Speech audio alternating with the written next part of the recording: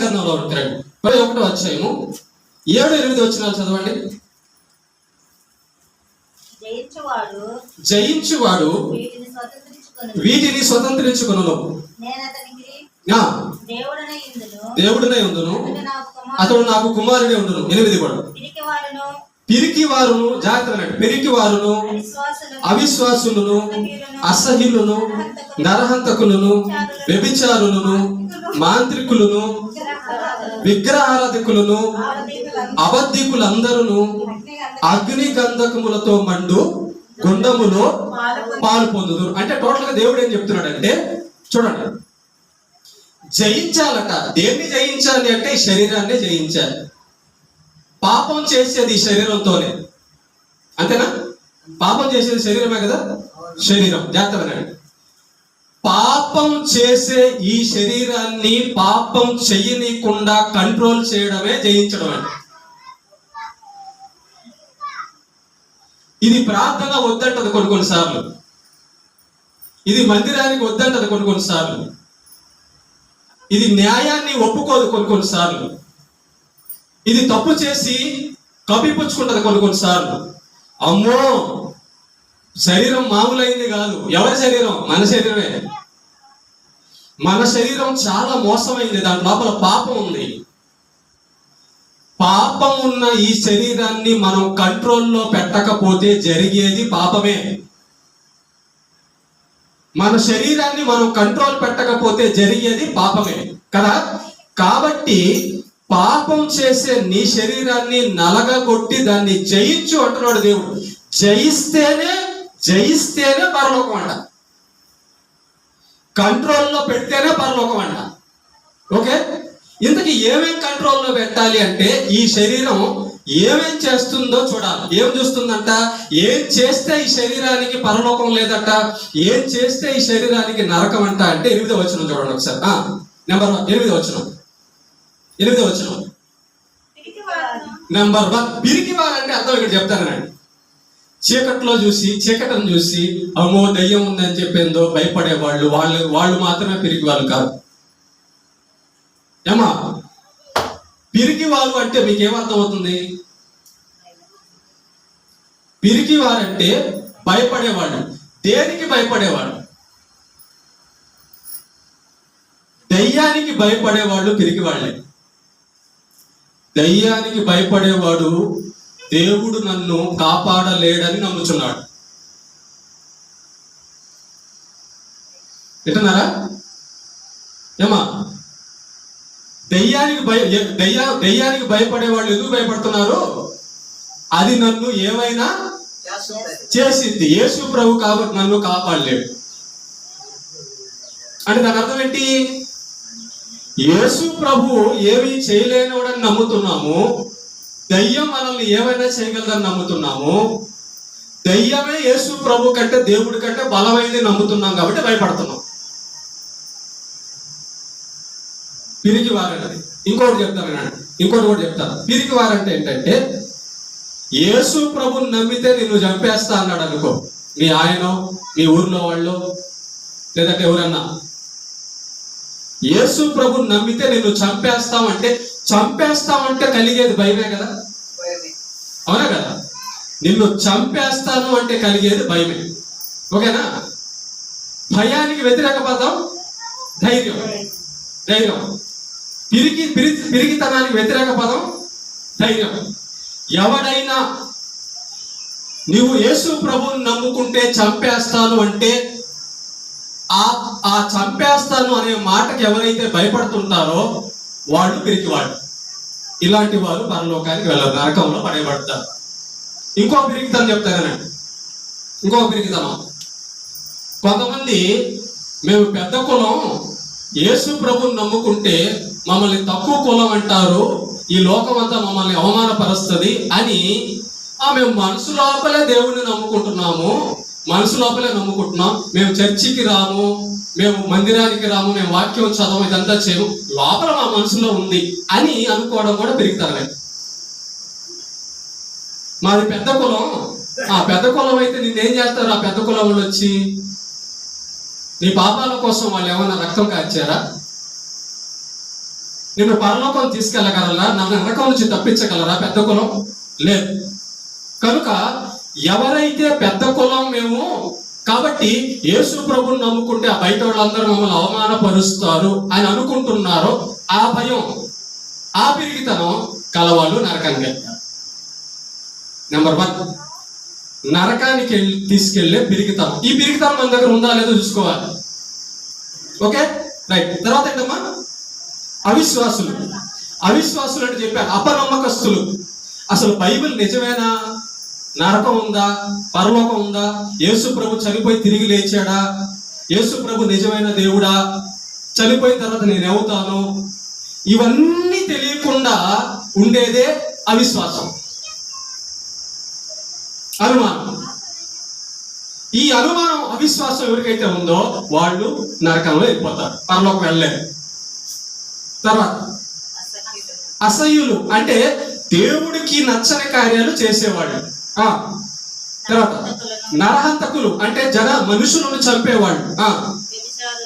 వ్యభిచారులు అంటే తమ భర్త కాకుండా, తమ భార్య కాకుండా, న్యాయమైన రీతిలో కాకుండా వేరే వాళ్ళతో కలిసేవాళ్ళు వ్యభిచారులు. మాంత్రికులు దెయ్యాలను పూజ చేసేవాళ్ళు.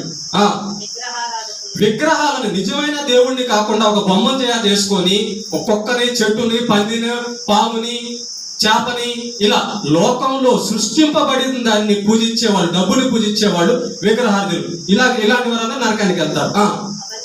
అబద్ధం చెప్పేవాళ్ళు. అబద్ధం, మన నోట అబద్ధం వస్తుంటే మనం నరకానికి వెళ్ళే స్థితిలో ఉన్నామని అర్థం. ఇప్పుడు ఈ చెప్పిన ఈ గుణాలన్నీ కూడా దేంతో చేస్తారమ్మా? ఇప్పుడు ఈ నరకానికి వెళ్ళేటటువంటి ఈ పనులన్నీ దేంతో చేస్తారు? శరీరంతో చేస్తారు. అబద్ధం దేంతో చెప్తారు? శరీరంతోనే. వ్యభిచారం దేంతో చేస్తారు? శరీరంతోనే. నరహత్య దేంతో చేస్తారు? శరీరంతోనే. అనుమానం, మంత్రాలు దేంతో చేస్తారు? శరీరంతోనే. ఇవంతా కూడా శరీరానికి సంబంధించింది. జాగ్రత్తగా ఈ శరీరానికి సంబంధించిన ఈ కార్యాలన్నీ శరీరంలో జరుగుతుంటేనట ఆ శరీరము, ఆ ఆత్మ నరకానికి వెళ్తుందట.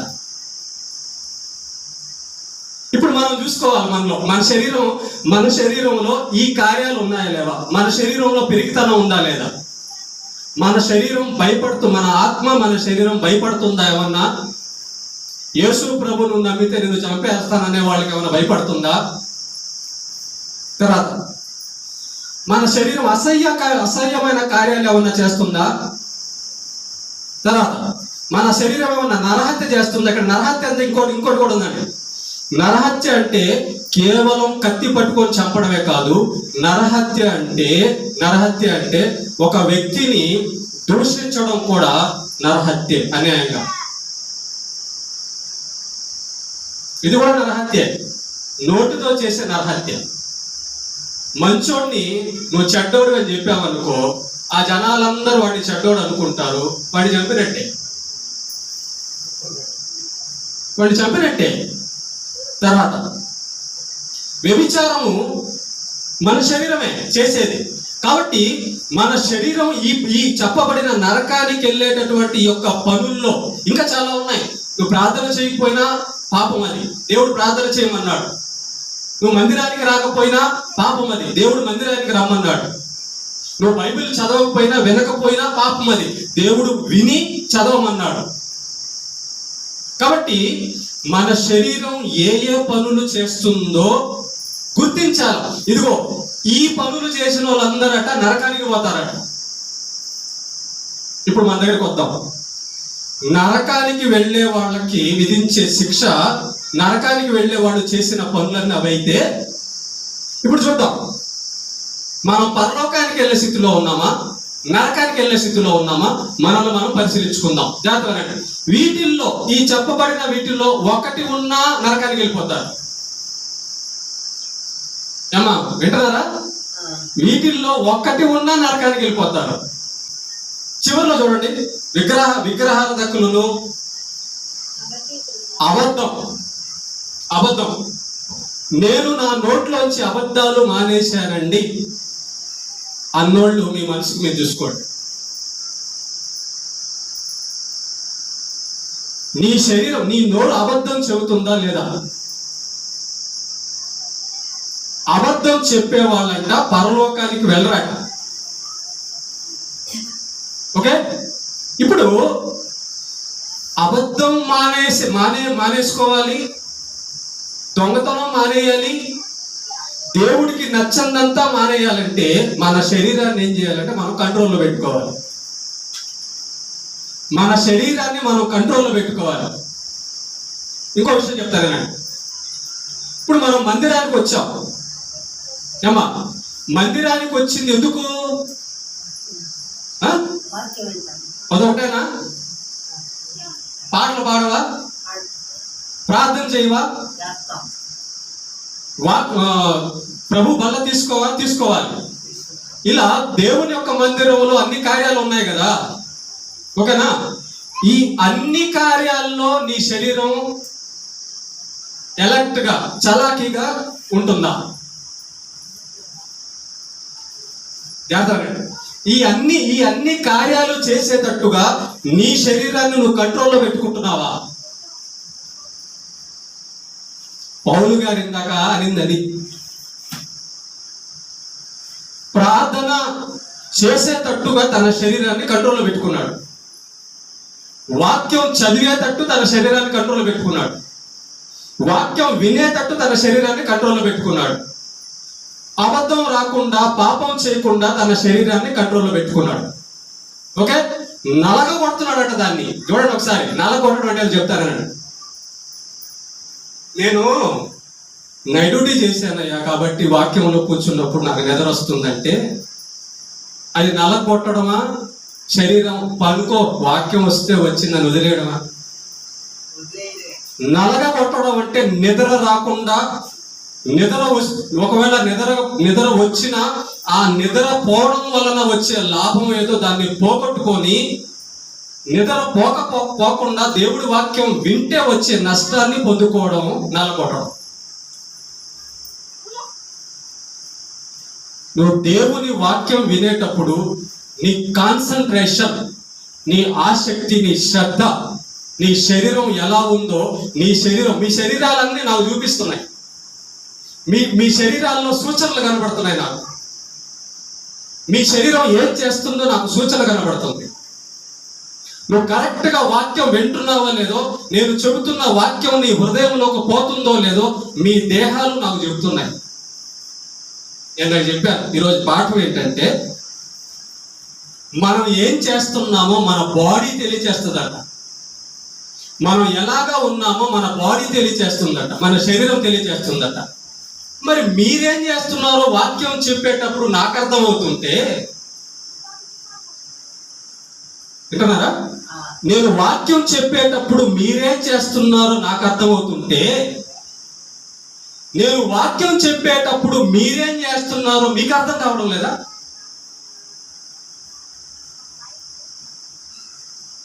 ఏమ్మా, నేను వాక్యం చెప్పేటప్పుడు మీరేం చేస్తున్నారో నాకు అర్థమవుతుంటే,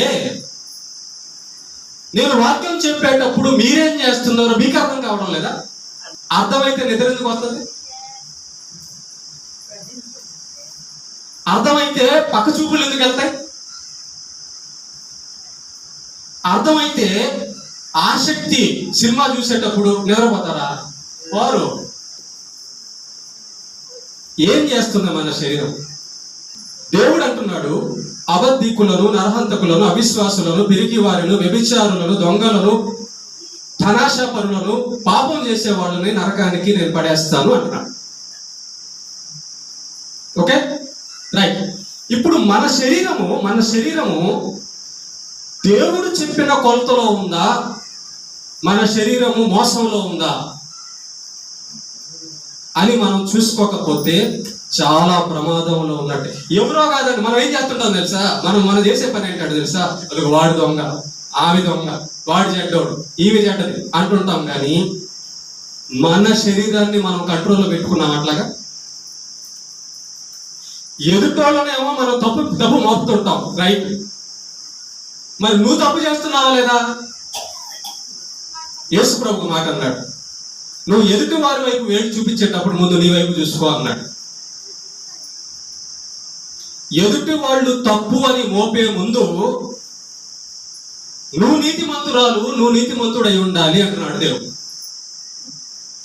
మనం ఇది పాటిస్తామా? ఇది పాటించాం. ఏం చేస్తాం మనం? మోసం అంటే చెప్తానండి, సాతాను చేసే మోసం చెప్తానండి. మన తప్పులు మన పాపాలన్నీ కప్పిపుచ్చేసుకొని ఎదుటి వాళ్ళది మాత్రమే బయట పెడతాం. అవునా? ఇదే మోసం అండి. మనోనేత్రముల గుడ్డితనం అంటే ఇదే. అసలు మన శరీరాన్ని, మన జీవితాన్ని మనం చూసుకుంటే ఎదుటోడి సంగతి అవసరం లేదు. ఎదుటోడు నరగానికి పోతే పోయి, అది వేరే విషయం. మనం దేవుని వాక్యములో ఉన్నామా లేదా? మన శరీరం దేవుడి వాక్యానికి లోబడుతుందా లేదా? మన శరీరం దేవుడు చెప్పినట్లుగా ప్రార్థన చేస్తుందా లేదా? మన శరీరం దేవుడు చెప్పినట్లుగా నీతిగా బతకడానికి ఆసక్తి కలిగి ముందుకు వెళ్తుందా లేదా? ఇది మనం చూసుకోవాల్సింది. చూసుకోండి. ఇప్పుడు ఈ పాఠం విన్న తర్వాత నీ శరీరం నీకేం చెబుతుందో ఒకసారి చూసుకో. ఏ పాఠం చెబుతుందో చూసుకో ఒకసారి. నీ శరీరం నీకేం చెబుతుంది? జాగ్రత్త. దొంగతనం చేస్తే నాకు హాయిగా ఉందిలే అనుకుంటే మోసమే. వ్యభిచారం చేస్తే నాకు బాగా ఉందనుకుంటే మోసమే. తాగుతుంటే నాకు బాగా ఉందనుకుంటే మోసమే. దేవుడు అంటున్నాడు, పాపము చేయువారు నరకానికి వెళ్తారు. ఇప్పుడు చెప్పు, ఇప్పుడు బాగా ఆలోచించుకో. దేవుని వాక్యం వినబడేటప్పుడు నా శరీరం ఏం చేస్తుంది? చూసుకో ఒకసారి, నీ శరీరాన్ని చూసుకో ఒకసారి. నీ శరీరాన్ని ఒకసారి చూసుకో. నేను పరలోకానికి వెళ్ళవలసిన వాక్యము, సాతాను మాయలోంచి విడిపించడానికి కావలసిన వాక్యము దేవుడు నా కొరకు తీసిపెట్టినప్పుడు, చెబుతున్నప్పుడు నా శరీరము ఏం చేస్తుంది? ఈ శరీరం ద్వారానే దేవుడిని మహిమపరచాలి. ప్రార్థన దేంతో చేస్తాము? మోకరించి దేవునికి ప్రార్థన చేయాలంటే మోకాలు వంగాలి. వంగుతున్నాయి మీ మోకాలు? మీ మోకాలు వంగే స్థితిలో ఉందా?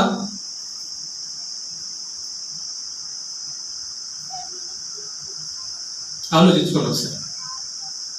దేవుని వాక్యం వినేటప్పుడు ఎట్లా వినాలి తెలుసా? ఇందాక పిరికివారు అనే మాట మనం విన్నాం కదా. కానీ దేవునికి భయపడాలి. ఎందుకంటే ఆయన గొప్పవాడు, సర్వశక్తిమంతుడు, మన తండ్రి, మహాబలుడు, ఏదైనా చేయగలిగిన వాడు, పరిశుద్ధుడు, మంచోడు కాబట్టి భయపడాలి. మనం మంచోడికి భయపడాం. ఎవరికి భయపడతాం? సాతానికి భయపడతాం. చూడండి ఒకసారి. చెడ్డ వాళ్ళకి భయపడాల్సింది కాదు, మంచోడికి భయపడాలి. మంచోడికి ఎందుకు భయపడడం చెప్పండి?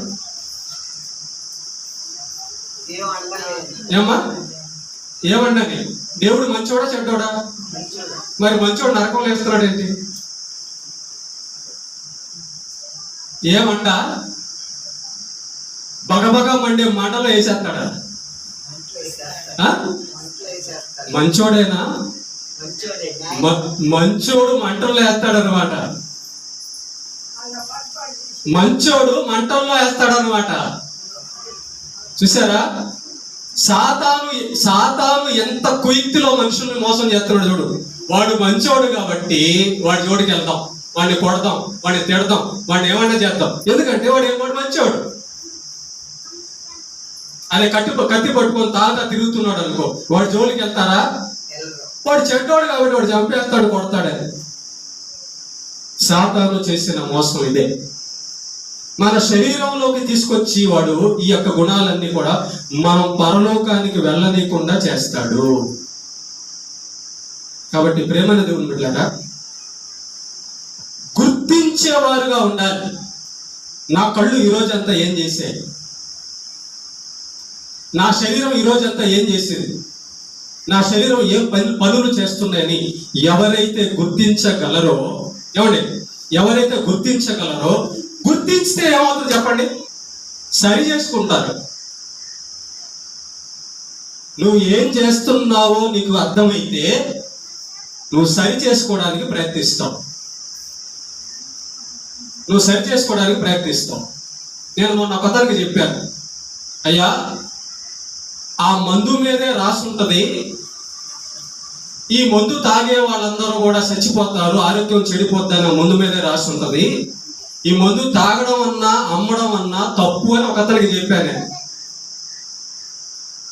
అతను ఏమన్నాడు తెలుసా, నేను దేవుణ్ణైనా మానుకుంటాను కానీ ఈ మందును మానుకోని అన్నాడు. అంటే ఇప్పుడు అది ఏ స్థితిలో ఉన్నాడు అతను?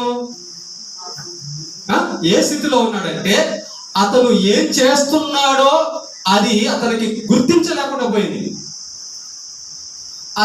అతడికి ఆ యొక్క పని ఎలాంటి ప్రమాదాన్ని కలిగిస్తుందో గుర్తించినటువంటి స్థితిలో ఉన్నాడు. ఇక్కడ మనం చదివాం, అసహ్యులు అంటే దేవుడికి నచ్చని పనులు చేసేవాళ్ళు. మందు అమ్మేవాళ్ళు దేవుడికి నచ్చుతారమ్మా? మందు తాగే వాళ్ళు దేవుడికి నచ్చుతారా? మరి ఎక్కడికి వెళ్తారు వాళ్ళు? నరకానికి వెళ్తారు. అంటే అతను నరకానికి వెళ్తున్నానన్న సంగతి కూడా అతనికి తెలియకుండా అతని మనసులో ఉంది. అమ్మో ఈ పని చేస్తే నేను నరకానికి వెళ్తానన్న భయం అతనుకుంటే ఆ పని చేస్తాడా? చేయడు. దేవుడి మీద నమ్మకం ఉంటే ఆ పని చేస్తాడా? చేయడు. దేవుడు చెప్పినట్టుగా వినాలని అనుకుంటే అతను చేస్తాడా? చేయడు. కాబట్టి మనం జాగ్రత్తగా అబ్జర్వేషన్ అంటారు ఇంగ్లీష్లో, అబ్జర్వ్. నువ్వు నీ శరీరాన్ని పరిశీలించు, ఏం చేస్తుందని. పరిశీలించకపోతే జాత మనం ఇంకోటి చేస్తాం. ఏం చేస్తాం? అవతలని పరిశీలిస్తాం. అవునా? వేరే ఎదుటిన్నోళ్ళని పరిశీలిస్తాం కానీ మనల్ని మనం పరిశీలించుకోం. ఒక మాట చదువుతాం, కొరంథీయులకు రాసిన పత్రిక మొదటి కొరంథీ 11వ అధ్యాయం 31 చదవండి. మొదటి కొరంథీ అయితే మనలను మనమేమైనా మనల్ని మనం పక్కన వాళ్ళ మనం ఎదుటోటి కాదు, మనలను మనమే విమర్శించుకొని ఎడల తీర్పు పొందకపోదుము. ఏ తీర్పు అంటే నరకపు తీర్పు. అర్థమైందా? మనల్ని మనం విమర్శించుకుంటే అట నరకానికి వెళ్ళే పరిస్థితి రాదట. ఎందుకు మనల్ని మనం విమర్శించుకోవడం అంటే ఏంటి? మనల్ని మనం విమర్శించుకోవడం అంటే ఏంటని చెప్తానండి. మన కళ్ళు ఏం చేస్తున్నాయో పరిశీలించడం, మన నోరు ఏం చేస్తుందో పరిశీలించడం, మన చెవులు ఏం వింటున్నాయో పరిశీలించడం, మన చేతులు ఏం పని చేస్తున్నాయో పరిశీలించడం, మన కాళ్ళు ఎక్కడికి వెళ్తున్నాయో పరిశీలించడం. అది మనల్ని మనం పరిశీలించడం అంటే. ఒక బుక్ పెట్టుకొని నా కళ్ళు ఈరోజు ఇవి చూడలేదు, ఇవి చూశాయి అని రాసుకో. బుక్ పెట్టుకొని నా చెవులు ఈరోజు ఇదిగో ఈ సినిమా పాటలు విన్నాయి, ఈ దేవుడి మాటలు విన్నాయి అని రాసుకో. నా నోరు ఈరోజు ఈ మాటలు పలికాయి అని రాసుకో. నా శరీరం ఈరోజు ఇంతసేపు ప్రార్థన చేసిందని రాసుకో, లేదంటే ప్రార్థన చేయలేదని రాసుకో. టోటల్గా ఒక బుక్ మెయింటైన్ చేస్తే మనం ఎవరికైనా డబ్బులు ఇచ్చామనుకో, నోట్ రాసుకుంటాం లేదా? దానికి రాసుకుంటాం. అవునా? తర్వాత మనం కొట్టు పెట్టామనుకో, కొట్టు పెడితే ఏమేమి సరుకులు తేవాలో కొట్టే కాదు, ఇంట్లో అయినా కూడా. ఇప్పుడు ఇంట్లో సరుకులు అయిపోయినాయి అనుకో, ఎంత పొడుగు లిస్ట్ ఇస్తుంది అమ్మగారు, ఇదిగో వెళ్ళి తీసుకొని రాపో అని చెప్పి. అవునా కదా? అవన్నీ రాసుకుంటామా? చింతపండు కేజీ, కారం 1/2 కేజీ, పప్పు కేజీ, ఇలా రాసుకుంటాం కదా. దానికి లిస్ట్ ఉంటుంది, రైట్. ఒక డైరీ పెట్టండి. ఈరోజు నా కళ్ళు ఈ పని చేసింది, ఈరోజు నా నోరు ఈ పని చేసింది, ఈరోజు నా చేతులు ఈ పని చేశాయి అని డైరీ పెట్టుకుంటే నరకానికి వెళ్ళరు. దేవుడు డైరీ పెట్టాడు తెలుసా? చదవండి అన్నమాట, బాగుంటుంది. చదవండి ఒకసారి, చదవండి. ప్రకటన గ్రంథం 20వ అధ్యాయము 12వ వచనం చదవండి. గొప్పవారేమి కొద్దివారేమి మృతులైన వారందరూ ఆ సింహాసనం ఎదుట నిలవబడి ఉండుట చూచి తిని. అప్పుడు గ్రంథాలు అంటే ఏంటమ్మా? పుస్తకాలే. అర్థమైందా? పుస్తకం, ప్రామిసరీ నోటు, బుక్కు. అప్పుడు గ్రంథములు విప్పబడెను, మరియు జీవ గ్రంథమును వేరొక గ్రంథము విప్పబడెను. ఆ గ్రంథముల యందు వ్రాయబడి ఉన్న వాటిని బట్టి ఏం రాయబడి ఉన్నాయంట? వాటిని బట్టి తమ క్రియలు రాయబడి ఉన్నాయంట. అక్కడ మనం చేసిన పనులన్నీ చట్ట దేవుడి దగ్గర ఉంది, మనం పెట్టుకోవాలా. అర్థమైందా? ప్రామిసరీ నోటు, బుక్ ఆయన దగ్గర పెట్టాడు. రేపు చెప్తాడు, మొత్తం లిస్టు తీస్తాడు. నువ్వు ఏ రోజు ఏం పని చేసావో, నీ కళ్ళు ఏం పని చేసాయో, నీ చెవులు ఏం పని చేసావో, నీ చేతులు ఏం పని చేసేదో, నీ కాళ్ళు ఏం పని చేసిందో మొత్తం లిస్టు గ్రంథం ఉంది ఆయన దగ్గర.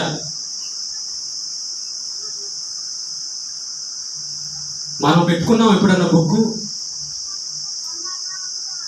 ఆలోచించండి. అంటే మనం ఏమనుకుంటున్నాం అంటే పరలోకం వెళ్ళిపోతాం, నాలో అసలు తప్పులేవి లేవు, నా బాడీ ఏ తప్పులు చేయడం లేదు, నాలో నాకు అసలు తప్పే కనబడడం లేదు. భ్రమ అంటే ఇదే, మోసం అంటే. నిజంగా పరలోకం వెళ్ళాలనుకొని నీవు మందిరానికి వస్తున్నావా? పరలోకం వెళ్ళాలని నీవు మందిరానికి వస్తే మొట్టమొదటిగా నీ శరీరాన్ని కనిపెడతావు. నువ్వు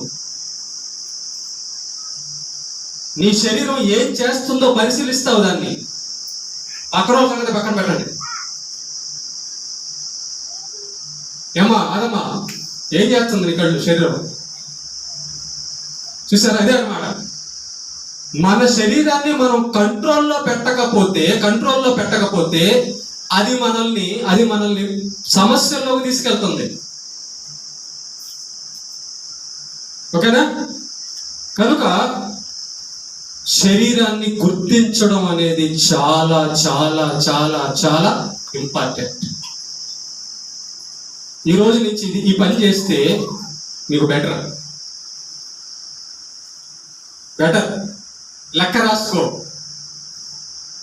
నీ శరీరం చేస్తున్న లెక్క రాసుకో. అప్పుడు ఏమొస్తుంది తెలుసా? అప్పుడు నీకు జాగ్రత్త వచ్చేస్తుంది. అమ్మో, ఈరోజు నేను అబద్ధం ఆడానా? యథార్థంగా ఎవరు చూపించాల్సిన అవసరం లేదు, నీ దగ్గరే పెట్టుకో. ఒక డైరీ పెట్టుకొని నీ శరీరం ఏం చేస్తుందో చూస్తే, ఏం చేసిందో రాయి, చాలు. నువ్వు పరలోకానికి వెళ్తావు, నరకానికి వెళ్తావు, నీ శరీరమే నీకు సూచన ఇచ్చేస్తుంది. నువ్వు పరలోకానికి వెళ్ళాలనుకుంటే నువ్వు ఒక రోజు చేసిన లిస్ట్ అంతా రాసుకో, ప్రతిరోజు రాసుకో. టైం, దేవుడిచ్చిన టైం ఈ శరీరానికి 200 సంవత్సరాల 200 సంవత్సరాల అంతేనా? ఎప్పుడు ముగిసిపోద్ది అల్పకాల జీవితం, అవునా కదా? ఈ టైము ఈ శరీరానికి ఇచ్చింది దేవుడు పని చేయడానికి. కానీ అమ్మో, నేను దేవుడిచ్చిన టైము లోపల దేవుడు పని చేసేయాలని అనుకుంటుందా? ఇది ఏమనుకుంటుందో చెప్తాను. బాగా తినాలి, తాగాలి, పడుకోవాలి, ఏ రోగం రాకుండా కళ్ళు మూసేయాలి, అంతేనా అనుకునేది? ఇది అలా అనుకోవడం లేదా మీ శరీరం? స్వార్థకి వెళ్ళాలి, ప్రార్థనకి వెళ్ళాలి, బైబిళ్ళు పంచాలి, దేవుడి కొరకు కష్టపడాలి, చచ్చిపోవాలి, ఇలా ఏమని అనుకుంటున్నారా? నేట దాకా అట్లా చేశారా? అలా ఏమైనా చేశారా? ఆలోచించండి. దేవుడిచ్చిన దేహము దేవుని కొరకే. దేవుడి దేహం ఇచ్చింది ఆయన కొరకే. ఆయన దేహం ఇది ఏమా? కనుక ప్రేమ దేవుని బిడ్డలారా, శరీరం చేస్తున్న పని మనం గుర్తించగలిగితే దాన్ని మనం కంట్రోల్లో పెట్టుకోగలిగితే అప్పుడు మాత్రమే మనం పరలోకానికి వెళ్తాం. ఆమె ఎట్టుందో ఈయన ఎట్టున్నాడో అది పక్కన సంగతి. ముందు నేను చేస్తున్న పనులు నాకు పరలోకాన్ని తెస్తాయా? ఇది కదా గుర్తించాల్సిన పాయింట్. నేను దేవుడు చెప్పినట్టుగా నా శరీరం చేస్తుందా, లోబడుతుందా నా శరీరం దేవుడికి? నిత్యము విసుగక ప్రార్థన చేస్తుందా నా శరీరము? వాక్యం వినేటప్పుడు కరెక్ట్ గా అటెన్షన్ లో ఉంటుందా? దేవుడి మందిరానికి వచ్చినప్పుడు భయంతో, జాగ్రత్తతో, వణుకుతో నేను నేర్చుకుంటున్నానా? కనుక దేవుడు ఏం చెప్పాడో అది మన శరీరం చేస్తుందో లేదో చూసుకోకపోతే మనం చాలా మోసంలో ఉన్నట్టు. ప్రేమ దేవుడు ఒకరోజు ఈ టైం అయిపోదు. ఒకరోజు దేవుడికి ఇచ్చిన టైము, దేవుడు మనకిచ్చిన టైం అయిపోదు. ఆ టైం లోపల మనం పరలోకానికి సిద్ధపడిపోవాలి. ఈ లోకం మంది కాదు.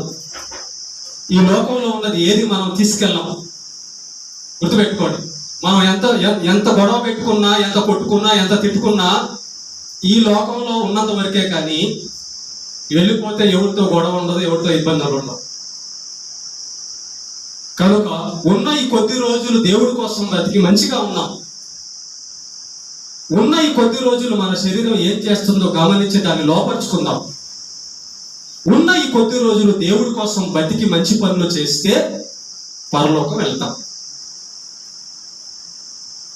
ఈ రోజు నుంచి ఏం పని చేయాలి? ఏం పని? మన శరీరం ఏం చేస్తుందో గమనించు.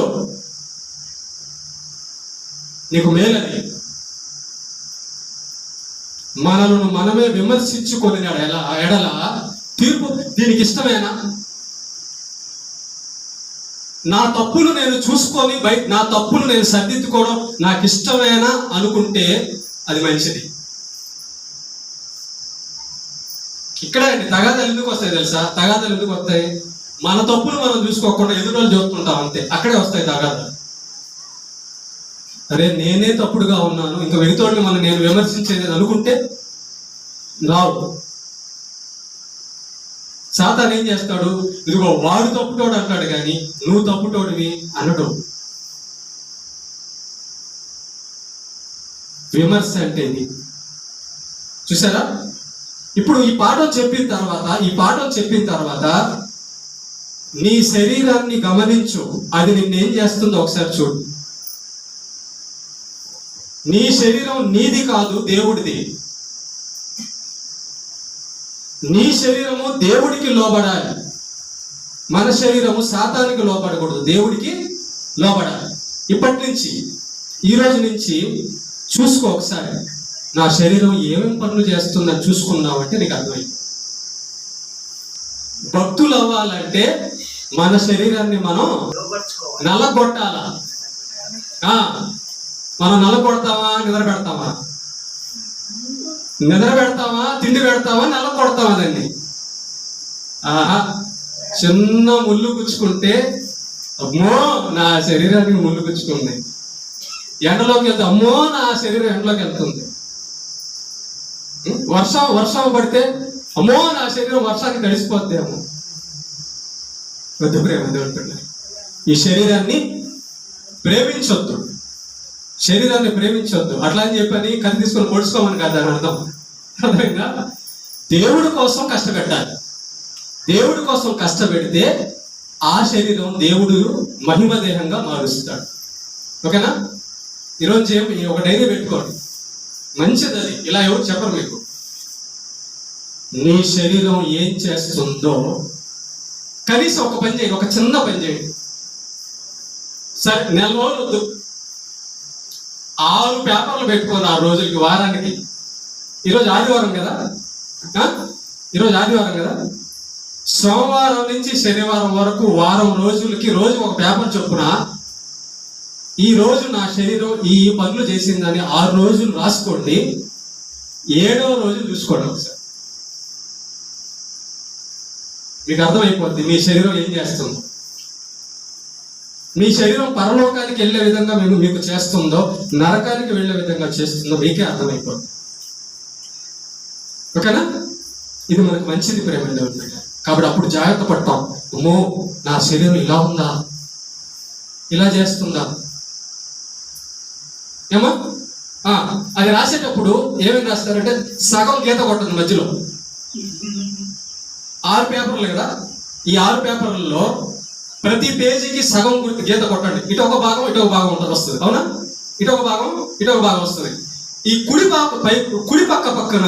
భాగం పక్కన అబద్ధం చెప్పకూడదు, బూతులు మాట్లాడకూడదు, చెడు చూడకూడదు, చెడు చేయకూడదు అని రాసుకోండి. వాక్యం లేదు, ప్రకటన గ్రంథం చదివి దేవుడి ఆజ్ఞలు రాసుకోండి. ఓకేనా?